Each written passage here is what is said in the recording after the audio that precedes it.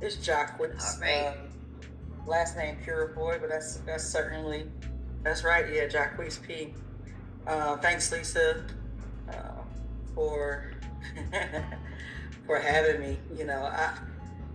I just agreed to say yes with no clue on what I was gonna say. So let's just see what God is causing me or calling me to do.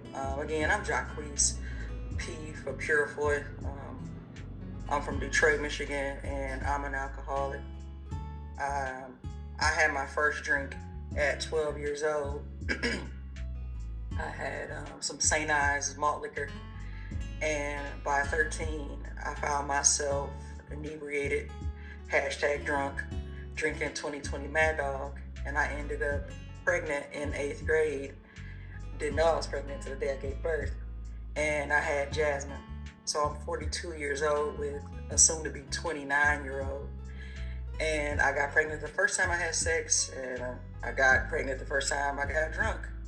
So that can happen to you. Should be illegal, but it can happen.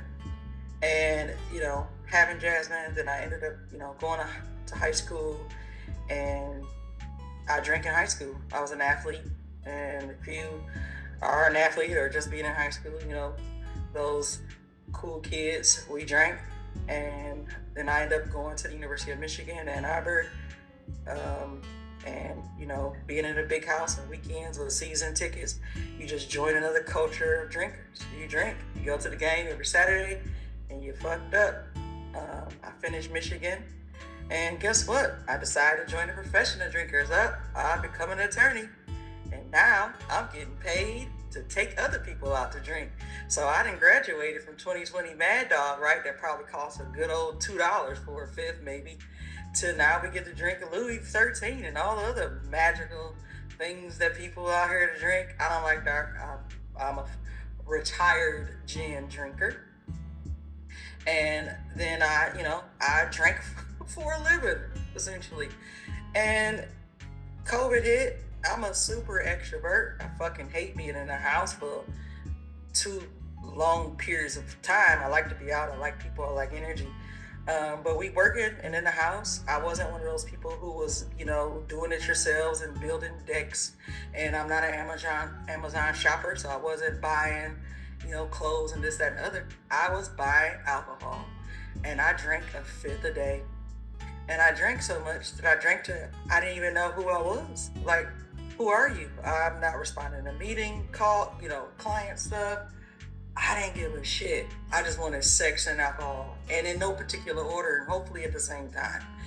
And and and then it's just like my health began to deteriorate. I began not to care about what I look like.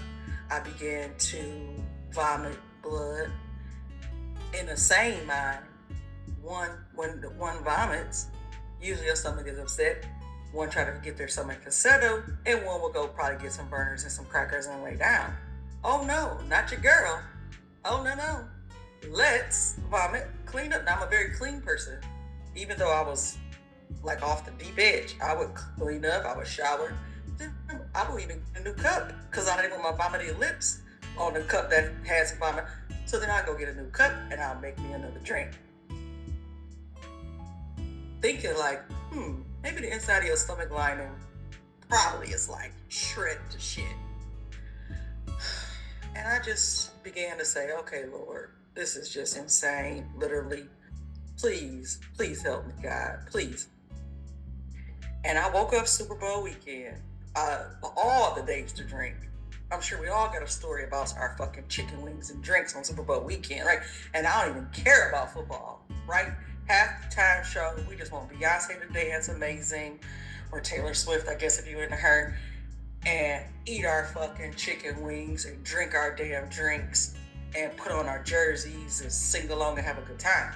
Well, I woke up last Super Bowl weekend like, oh, I'm not gonna drink. Now that was strange, right? Because I've been drinking every day.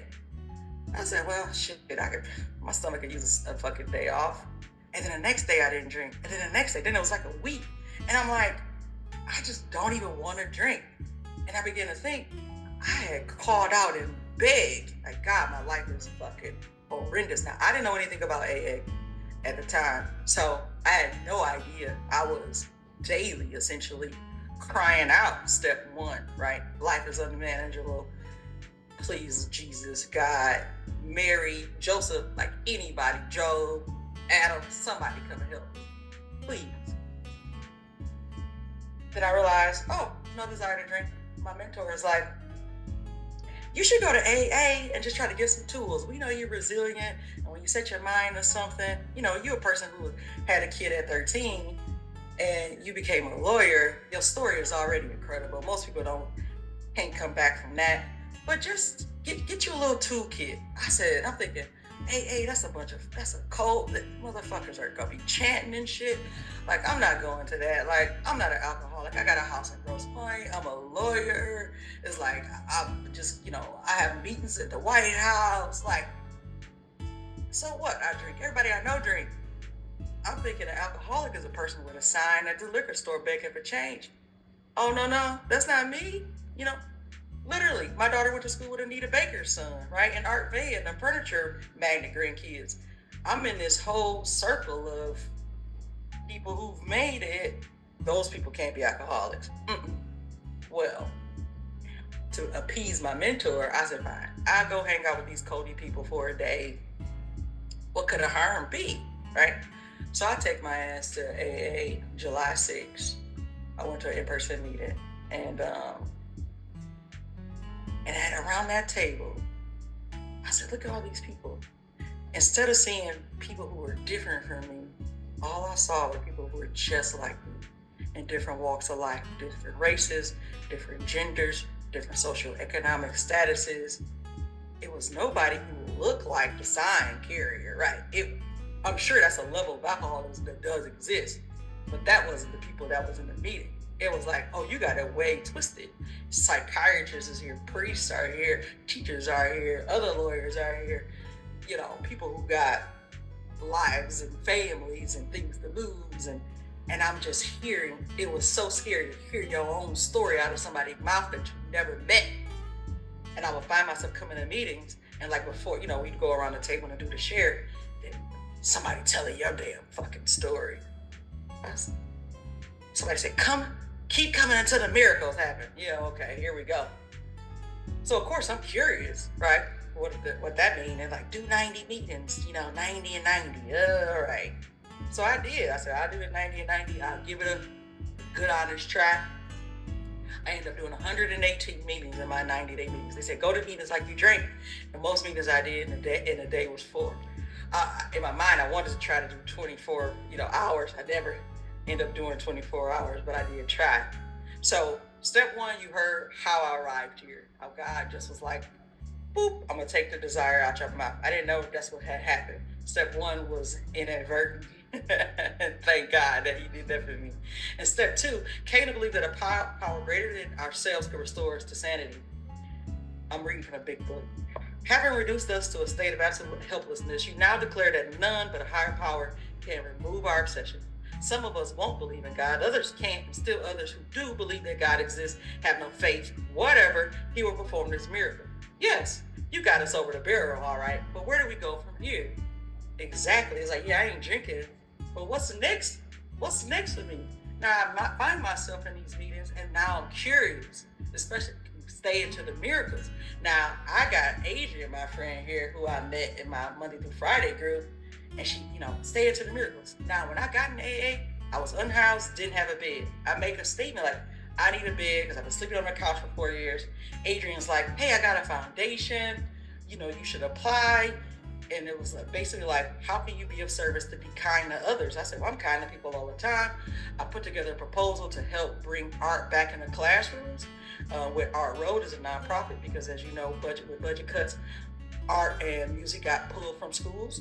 So I applied. I went $5,000 to sponsor a classroom to bring art back to schools. I take a portion of the money, get me a bed, and I gave the rest to the school. First miracle that I can really say was a miracle. And not just any bed. I don't have just like, little pansy bed. My bed comes with a freaking remote. The head elevates and the feet elevates. I mean, it's just like, a part of me want to have like an AA slumber party, and that's probably too kinky to try to, put together, but I don't want to do that necessarily. But the bed is so incredible that it's like, I want other people to experience it. So that's what happened. Oh, miracle. Win $5,000 cash. Are you serious? Yes.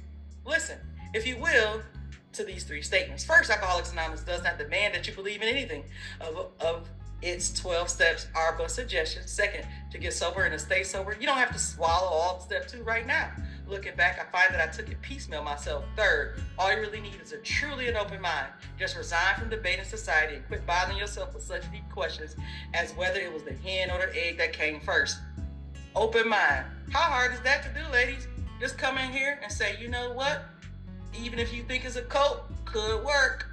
Coat me, right? Coat me, because it got to be better than drinking.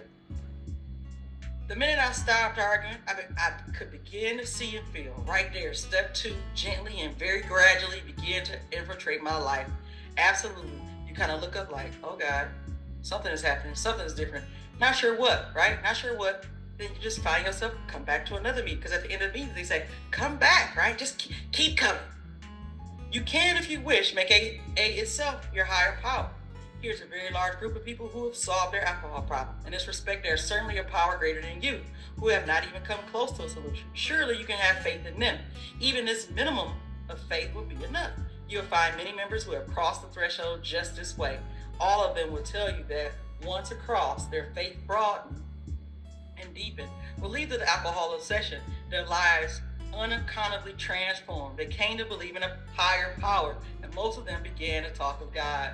How awesome is God to say, listen, I don't even care if you don't believe in me. Believe in them. Just believe in something else. I mean, that's a win, because it's a big task to say, believe in God, this thing in the sky, that's going to come swoop in and take my sessions away. God is saying, listen, I don't even care if you saying it's me. Believe in your people around you, right? He's even giving you an out, which is really an in. That's so cool. Now, we come to another kind of problem, the intellectually self-sufficient man or woman. Oh, this is me. To these, many AAs can say, yes, we were like you, far too smart for our own good. We love to have people call us precocious. Absolutely we do. We use our education to blow ourselves up into prideful balloons, though we were careful to hide this from others. Secretly, we felt we could float above the rest of the folks with our brain power alone. Scientific progress told us there was nothing man couldn't do. Knowledge was all powerful. Intellect could conquer nature. Since we were brighter than most folks, so we thought, the spoils of victory would be ours for the thinking. The God of intellect displaced God of fathers. But again, John Barleycorn had other ideas. Who had won so handsomely in a war turned into all-time losers?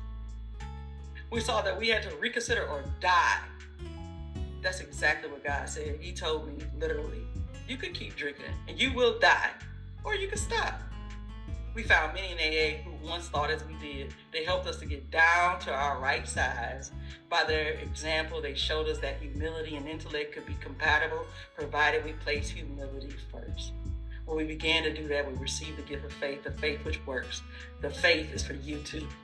So I just want to close and say, ladies, keep the faith, come with an open mind, and watch God transform your lives. A higher power, just believing in something outside of yourself is critical. Today is February 1st. In 16 days, I celebrate 1 year sobriety, and in that, it's been so many miracles from beds. Thank you. I've been unemployed. I was unemployed 4 years before I got here. I went from 10 clients to 20, 20 to 32, 30 to 40. My dream car being keys to a Tesla being handed to me. And I could really go on about the material things, but that is a drop in a bucket to the peace that I have now. The peace that God has stored and restored in my heart. So I'm grateful to be here. I'm Jacquise again from Detroit, and that's step 2, how I lived it. Thank you. Jacquise, oh my God. Good evening, ladies. Adriane Mayes. I am an alcoholic. Thank you so much, Suzanne, for sharing, and Jacquise as well, for your open, your honesty, and the way that you got here, step 2. I am Adriane Mayes. I am an alcoholic and a proud alcoholic. And it's so funny, Jacquise bringing up the bed and with the transformation when she walked into the actual program. A bed is a symbolism of God for rest. and healing and transformation. And that's what I see in Jacquise coming up on a year. Oh my gosh, that's amazing. Ladies, I mean, that is something that we all have to applaud each other along the way. But the great thing is, I'm a baby in sobriety as well. I only have 14 months of sobriety. I'm so thankful for Suzanne's story as well as Jacquise's story. Because what happens is when we come to these meetings and circles and realize, number one, step one, that we're powerless over alcohol and there's a higher power that's going to actually take care of us. It's like an oxymoron when you actually put those two things together. When we see what we've created in regards to an alcoholic mindset, we have a thinking problem. We are amazing, but the key thing is about transformation. I tell Jacquise all the time, this happened for her on Super Bowl weekend, which is one of the heightened portions of NFL weekends in regards to getting to the top, getting to the best version of yourself. And what God has led us to as an alcoholic, I'm just so thankful. It's so funny, just having therapy earlier, they were talking about getting caught. And I'm so thankful that God finally told me after 3 times, I have to burn myself, touch the fire, make sure the house burns down, make sure, and then, Adriane, maybe we shouldn't do that. So when it finally gets in there, being a person that will be able to be a model, just trusting the process. This process isn't easy. And even just today, just broke down crying for the reason that, God, you chose me for your journey. Thank you. And humbly thankful through it all, through the pain, the frustration.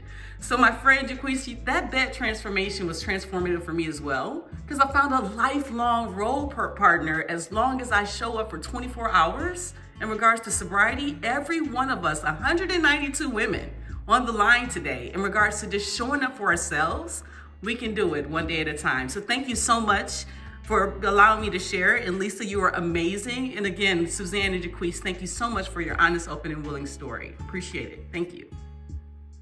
Thanks, I just want to say, Miss Elaine, you came on the screen. My mom passed in 2021, and your spirit and your essence made me feel her. So I just want to send love to you, and that you don't get into that depression or let it seep into your soul. You are loved, and I salute you from being a person that looks like, committed to doing better and walking a walk. So thank you for making my heart smile and for making me feel my mother's spirit and essence today.